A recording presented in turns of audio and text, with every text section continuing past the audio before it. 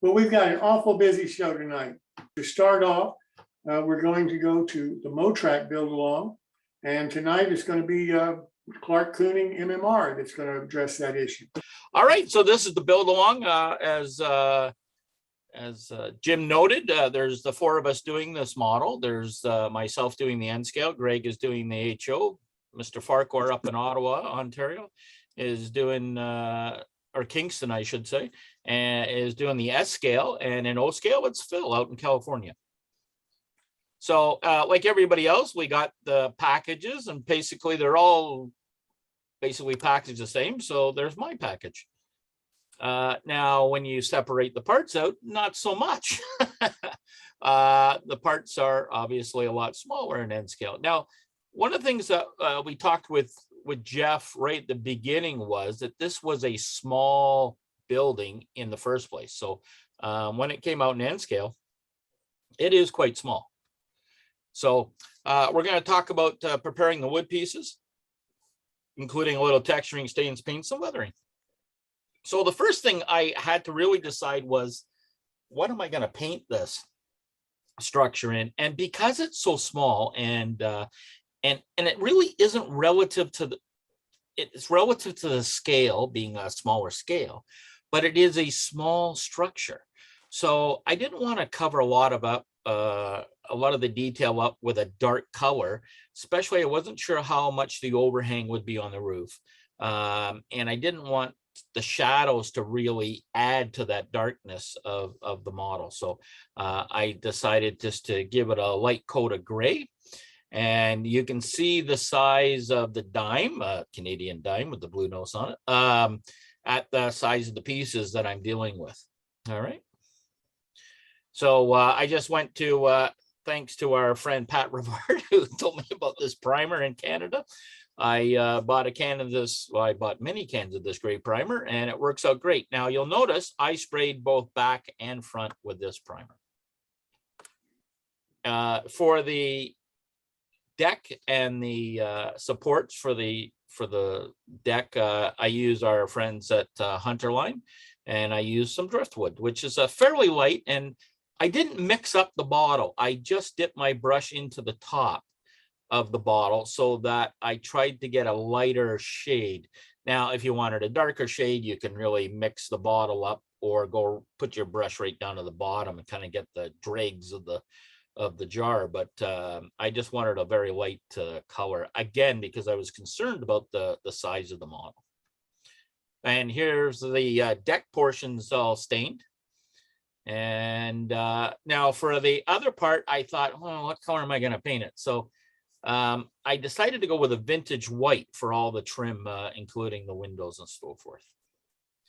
And now many of the kits, now this kit has this feature. Many of the kits, especially the older N scale kits, have on the end of their special piece of the wood, they will tell you in the instructions, use this piece of wood, and they'll give you a size, and then they usually put some kind of color coat on it. In this case, Jeff had used red for all the trim pieces, and it's just a little dab on the end. He probably used a marker or something. And so when you are using the correct size of piece of wood and you go to paint it, don't paint the red end.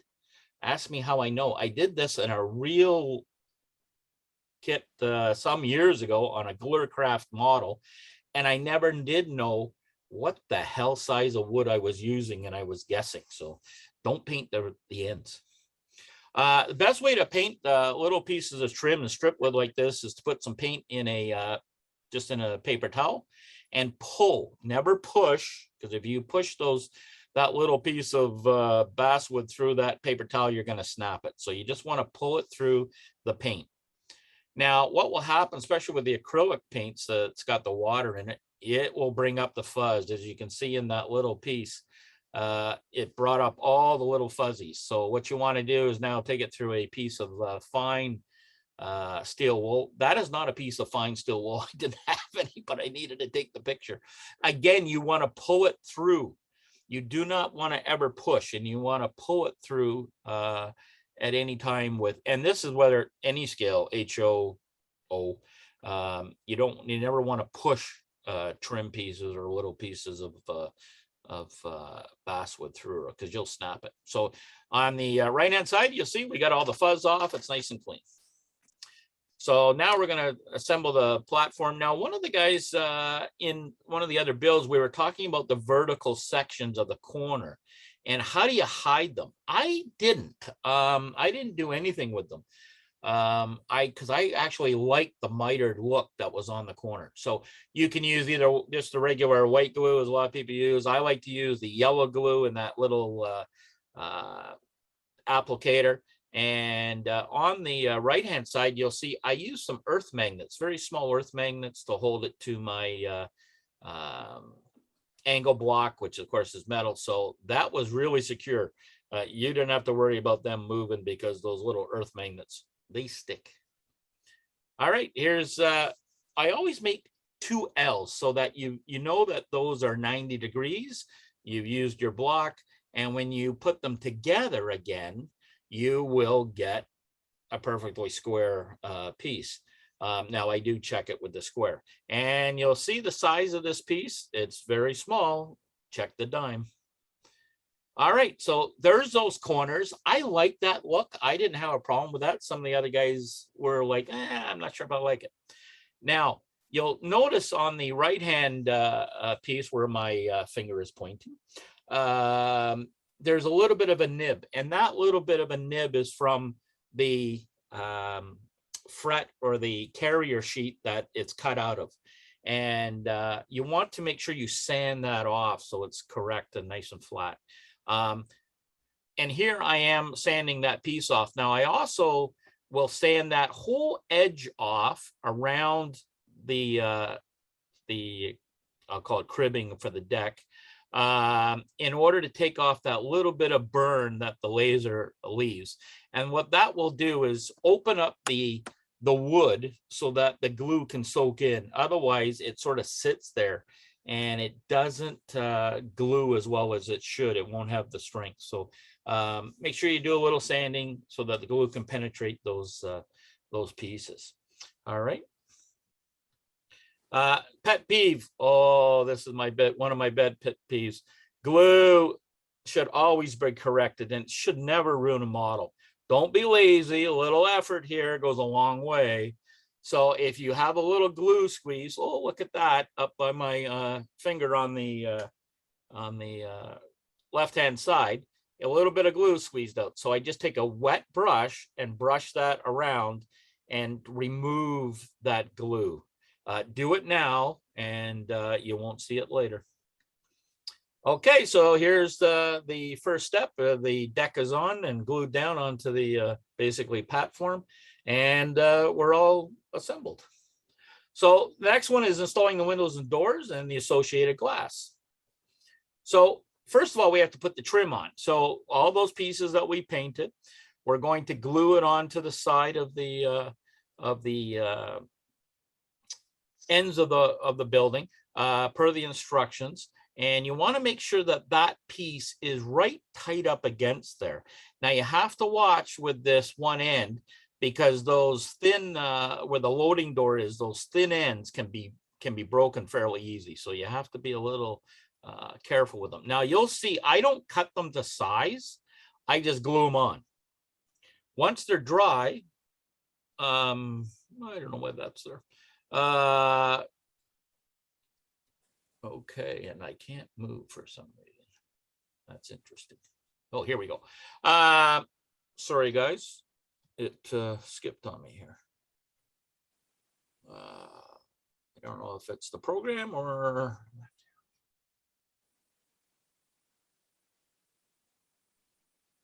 One more. There we go. So I use a scraper that you find like for windows and stuff. And I like it because it comes in a nice little handle. And first of all, when you're gluing it, I use a straight edge and make sure that I've got that little tiny piece of trim so it's sitting up and down and vertical and not twisted to the side. So I want to make sure that's tight up against that wall. Once it's glued, I cut it off following the shape of the angle for the end piece, the gable end, And then I come down and cut off the other piece. And that way I know I have a nice tight fit. I'm not trying to, and it, you know what, as far as time goes, this is a lot faster than trying to measure those pieces. All right, so here's per the kit instructions. I've got the gable ends and they're all sanded and finished and ready to go. Now, windows. Now, this is a double hung window in a big kit that I actually produced for my modeling of the master's course. And what you would do is you're going to take this upper sash, flip it over and put it onto the lower sash, and then you're going to put the frame on. Now, basically in Jeff's kit, you basically just have the window and the outside frame. Okay. And but in people, one with the double sashes, you're gonna, I just use a sticker, either the edge of my knife or actually a very sharp point. And I lift up that window, and then, as I said, reverse it and put it over the other sash. And then in the right hand side, you can see me putting the frame on. Same thing with the door. Now, this is fantastic. Jeff did this in his doors.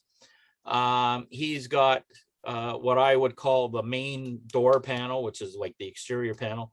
And then he's got the decorator panel or behind it. And then you have the frame. Now, again, these are huge pieces. I made these up just for demonstration purposes, but you do the same thing. Now, these are really neat because you can paint this decorative panel one color. You can paint your main door another color, and you can paint your trim another color. And then when you basically, you're going to take the door piece, you're going to glue it onto the panel, and then put your trim on, and you can get fantastic color separation. And we'll show you that later. But I wanted to show you in a much bigger size than what it is in the kit. So here's the one in the kit.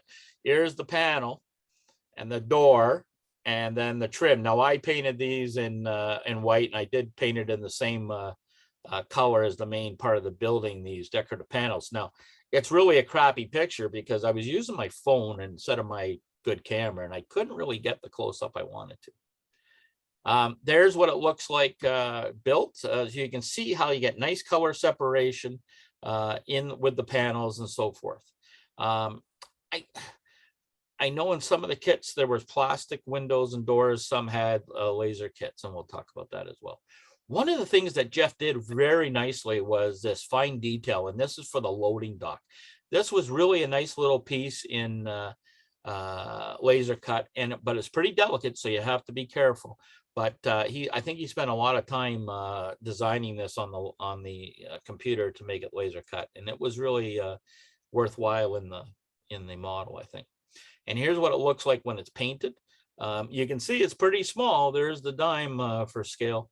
And that door really jumps out at you with a great detail.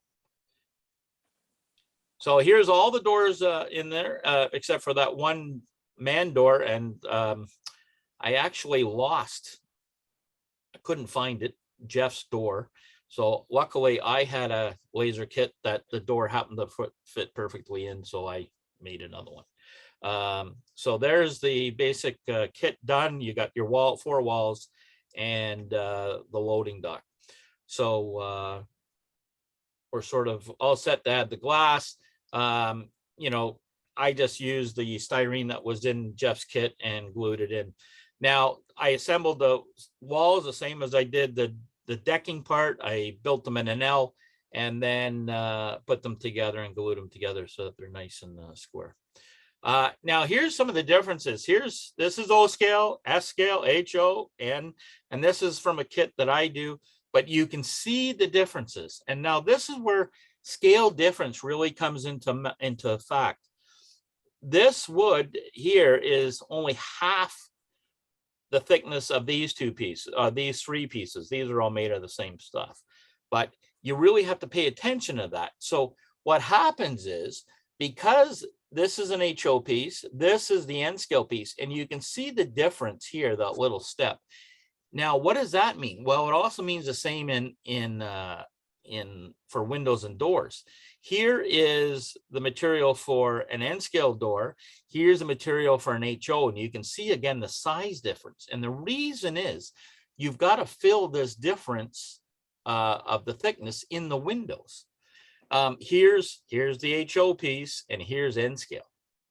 So you can see the difference that you have to adjust for, and that's where a lot of manufacturers, and maybe Nick can even talk about this, when you're doing N scale, there's some stuff that maybe you can't do in N scale. You just cannot do it properly because of the size of the building. So a lot of manufacturers just won't do an N scale building, even though they'll do it in other scales, because of the compression and because of the different sizes.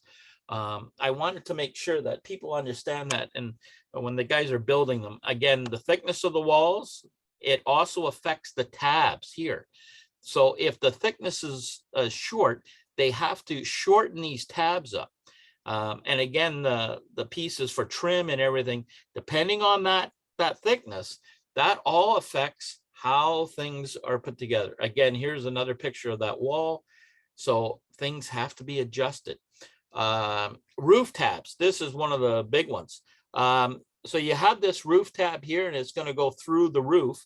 Well, if it is not the right size of thickness to this will either extend out through the roof or be too shallow, and then it won't actually hold the roof on. Here's one that's perfectly fit and goes through the roof. Now, in the N scale kit, I found that this paper product that Jeff was using, these were pretty tight and they did not fit on those tabs. I sanded the tabs and I had to widen out the holes a little bit for the pieces to go through. But I finally got them on and they're holding snug, and it looked okay. So now the other big difference is, I know some of the guys got plastic doors and windows in some of their kits. I think myself, the S scale and O scale got laser cut kits, or cut windows and trim. So that was the difference in some of the kits. And don't forget, Bob's job at Lockheed was everything he dreamed of. All right. So we'll see you next week for the installment of the N scale build. And we'll be back with the three of us sort of working on almost the same step, and we'll go from there. Don't forget the build along for Bantam Models Warehouse. It's 20% off the prices that you see. You have to email Bill directly to get the discount, and you'll see it is a fantastic kit that I think almost anybody could use on their way out. And we're going to start that December 1st. And that's it.